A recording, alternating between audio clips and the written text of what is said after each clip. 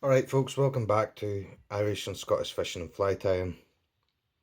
So today I'm just going to show you how to tie up quite a popular pattern, the Diawl Bach. So this is my natural Diawl Bach, and it's as I say, there's that many variations, but this is the natural one, and it is very good on its day. Very simple pattern to tie, and it's like if you've got a chance to tie them, I would definitely put them in your box like this. So this will catch fish. It imitates the midge, buzzers, everything.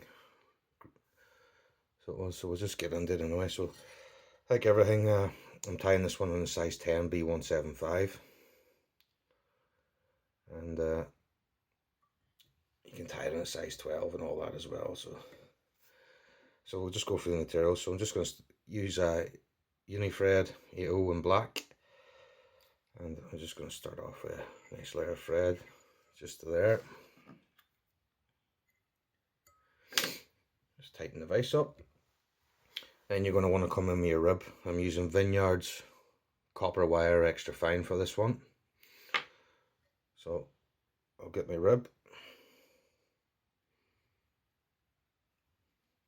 catch it into the front of the hook, and just run it down. I like to keep it on the bottom of the hook. Keep it down to about there, just past the point of the hook, and put that away out of the way. You then want to come in with your fiery brown VENIARD short cock hackles,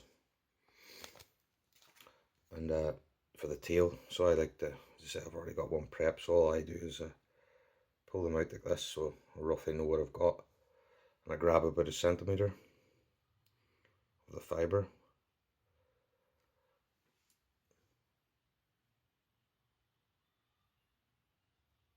Then grab about a centimetre from a tail, and then the tail length I just like run half the body length, so that's about right there.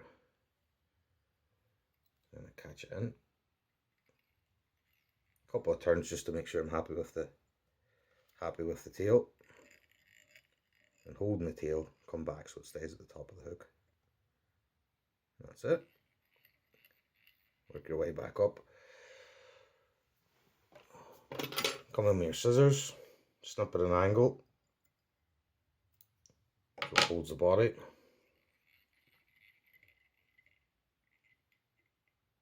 Just get tidying all them fibres up anyway, and just run your thread down the hook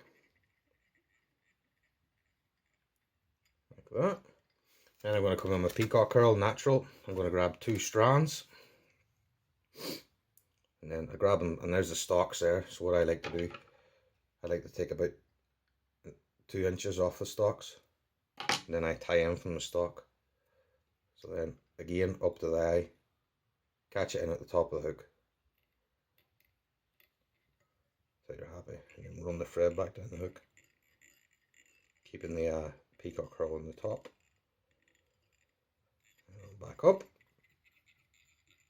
And then for this as well, just get it up nice and straight, and then start your turns, being careful not to catch the point of the hook when you rotate it around. Now this stuff is quite delicate, so just take your time and making sure you maintain tension. Now you can tie this with 1 Peacock HERL or 2 or 3, depends on the length of the size of the body you want. I like tying it with 2. Again, maintaining tension so you don't, if you let go of this will unravel. So with the 2, it seems to give me the correct body that I want. I'm just working my way up to the top of the hook, making sure I don't go that much. Like that's enough there, making sure I've got enough to finish my 2 turns over. A couple of locking turns on the head, then maintaining tension, just pull them off. Let's see, it's pulled the hook down a bit, so I'm just going to have to tighten it. And there's a wee loose fibre there that I'm not happy with the tail.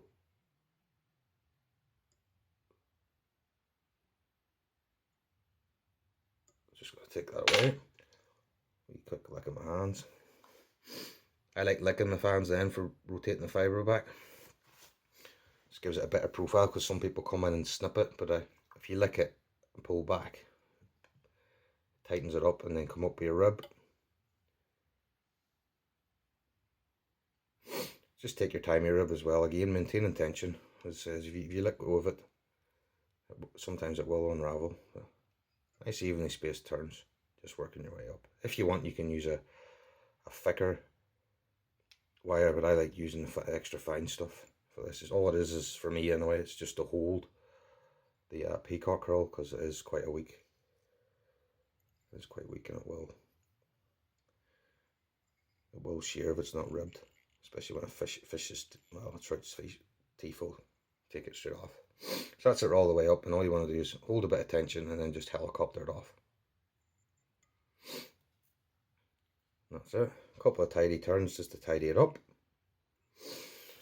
And now you want to come back in again with your cock hackle. Now this is the part where a lot of people will struggle when they first start tying, and dial backs as well. First start tying, it's the fruit hackle. Like if you don't want to, you know, you don't have to put a fruit hackle on it.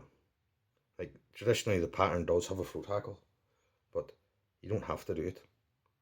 So if it is a bit fiddly to do it. So I make sure my thread's up here, up at the top of the eye, because it will start to unravel.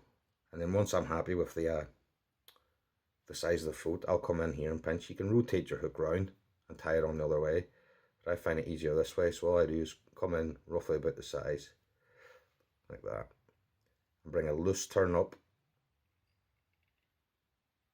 Just 2 loose turns, and then I grab this then, holding the throat, and then I just rotate it down to the bottom of the hook. That just gets it in nice. Couple of tight turns just to tighten it up. That's sitting nice. I'll then come in and rotate this round. This is the fiddly bit. Rotate this round and put a turn in front of it, just to tidy it up. And then come in. I will rotate the vise this time, just to snip off my excess. Taking your time. And all you just want to do is start forming your head then. There's a couple of wee loose fibres there, so all I'm going to do now is just going to come in and snip these, maintaining tension on my bobbin. Then I'll just finish my head off. There we go. Come in and do a whip finish. I always like doing 2. So 1, 2, 3, 4. There's 1. Tighten it up. Come in for my second one. 1, 2, 3, 4. Done. Come in with my Stanley and snip it. I like using the Stanley because it gives me a tighter finish. Then to finish the fly, you just want to come in with your, well, I use my VENIARDS fine head cement. You can use any head cement you want, but the VENIARD stuff seems to give me the right type of head. So take your time, just working your way round the head. As I say, you want to be quite quick, because if you overwork it, it will get claggy. I think my VENIARD stuff is quite an old varnish now, so I am going to have to get a new one at some point. That's it. What I'll do then is I'll put that in the drying stand, I'll put another coat on. So that's the fly finish, folks. As I say, the dial back variations, there's that many variations, and on my channel I am going to tie up all the dial backs that I have in my box, I don't know, that catch fish. This is just the standard natural one, and even though it looks quite a boring fly, it's a natural, and it will catch fish, this pattern. But you've got all different variations. You've got your red ribs, you've got your pearl ribs, your flashbacks. You can tie it with pheasant tail body and all sorts. Like it's a great pattern. So folks, thanks for watching. I hope you enjoyed the fly, and if you like my flies, please subscribe. And I'm going to continue tying flies.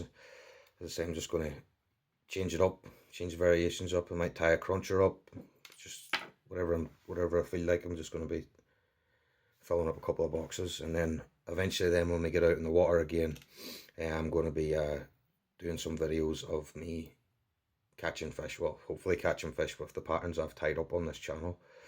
So thanks very much folks for watching, and I'll see you at the next fly.